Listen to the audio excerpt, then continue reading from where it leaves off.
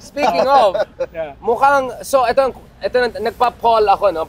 Nagpa-scientific survey ako na naman. Ito naman Scientific Hidarian talaga. Service. Dami nag-vote, ha? Hindi scientific, pero marami nag-vote. Sabi ko, who is next? Wala akong sinabi. Sabi ko, who is next? Bato pick. Bato, Harry, Tatay, Sarah without H. Ang nanalo by far. By far. Not even close, not even close. Si Harry Parrot. Ay, sorry. Si Harry. So, 50% siya lang, di ba? Oh, hindi. Just today. Just this Just morning. ganyan, oh. Kinontep siya, no? So, Patay malinaw tayo sa dyan. papunta So yan. paano doon na siya sa Kongreso mag-stay? Yes. For the rest of the Quad? Mag-SMNI na siya. Pinahalikan niya ang mga rehas. At Okay. siya ay political detainee. Okay. No? So, pero matutuloy yung na yung kanyang ano na Pero yung gano'n. kanyang pinapatawag na uprising, people power, mukhang isang platitong mani pa rin. Kasama niya. Wait. See, Ronald, if we were gonna do a serious historiographical analysis, kailan na-discover yung human rights at due process at people power ng mga DDS at Davao people? Parang biglang uso ngayon sa kanilang due process, no? Since nahuli si Hindi Kibuloy. pa siya presidente. Nag-scale up na ang EJK, kung maalala mo. At yung height niyan, yung first year, nung nagkaroon ng... Andun pa ba kayo eh? May EJK nangyari dito, di ba? Nung after elections? Yeah. Nung hindi pa kayo nag-step down, may EJK na dito eh. Naalala ko. Yeah, nag-scale up Dito na yun. mismo. Nag-scale up na yun. Tapos, nag-scale up yan, yung accomplishment report ng Malacanang noong September 2017. That was just barely a year, Right. no? At 20,000 na yung patay. Grabe, no? 4,000 through legitimate police Ang operations. term nila is parang deaths under At investigation, 16,000 DOI. ayun, DOI. Yeah. That was 20,000. It was called an accomplishment report. Grabe, no? No? So yung bulto nangyari ng panahon na yan. At alam mo naman, Mark, kung sino kaalyado pa ng mga Duterte ng panahon na yan. Sino yung mga progresibo na kaalyado, no? Ronald! Ronald, I'm shocked! Diba? Ronald! Oh, I can't absorb. At nag-propose pa nga na isama yung mga NPA dyan sa sa pa na yan. Anti-drug Ako, operations. Ronald, ikaw Naalala mo? magdi-disappear, Ronald. Baka Naalala mo? ma-rectification ka Naalala lalo mo, mamaya. mahirap tayo mahanap eh. Mahirap tayo. We hide in plain sight on vlog. mahirap, oh. Alright, we're gonna wrap this up kasi meron pa kaming gawin very short going around here pag-usapan. Medyo mag-TikTok style muna kami. So, papunta na tayo sa middle part of September. Ronald, do you think impeachment is dead? Do you think ICC is alive? Ano bang prognostication natin for the coming 2 weeks? Kung hindi mangyari... Kasi because Lord De Vera sent me an audio kahapon dun sa backpedal natin, ginawa ng kanta. Backpedal boys. Paki-explain.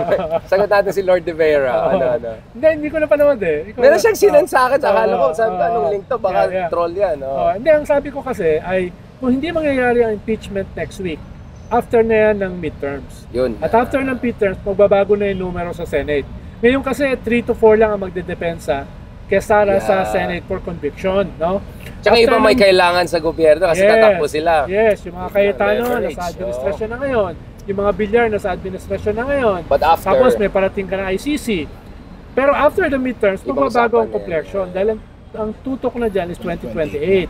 At kung yung kandidato ng administrasyon ay hindi ganun kataas at nasa top 2 pa rin si Sara, magkakaroon ng bagong realignment. At baka mahirapan ka na, ano kailangan mo ng 8 to 9 sa Senate. Yeah. Ngayon, sigurado ka na makakakuha ka ng enough para i-convict si Sara. Right. Ang problema, you're fighting against time, panahon.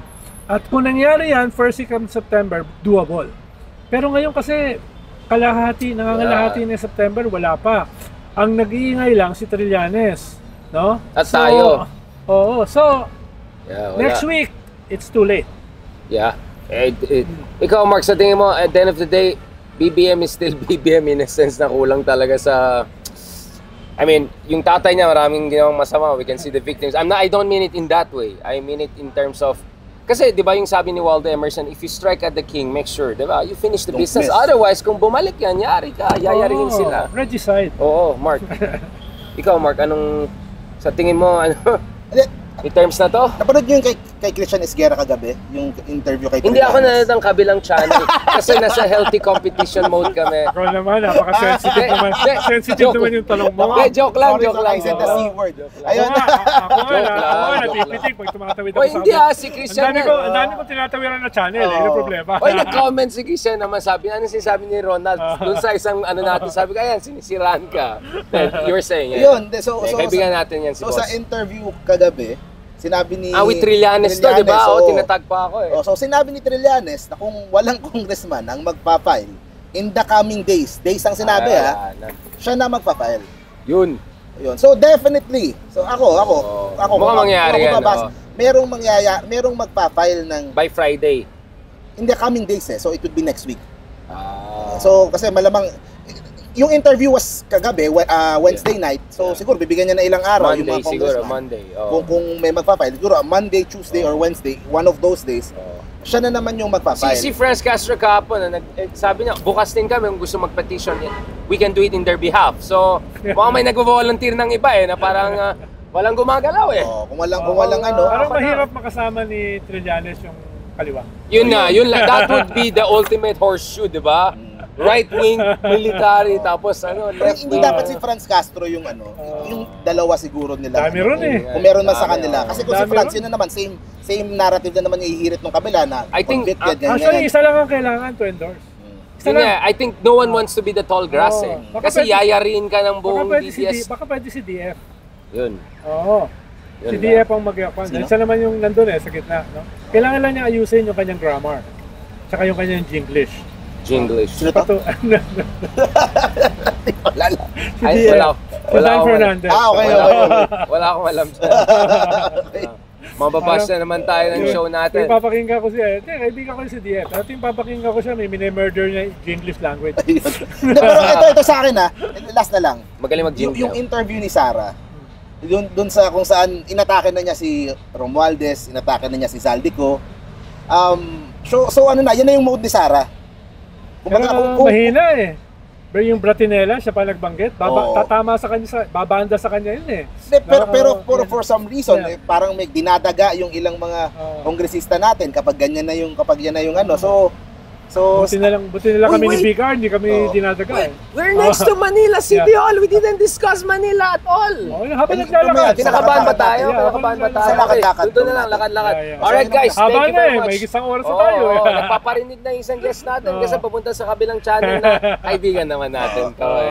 Salamat po on that note. Thank you very much guys. Talk to you soon. Maraming salamat. Okay, ang dami natin. Mabilis lang tayo sa Ronald, 5 minutes. Oo.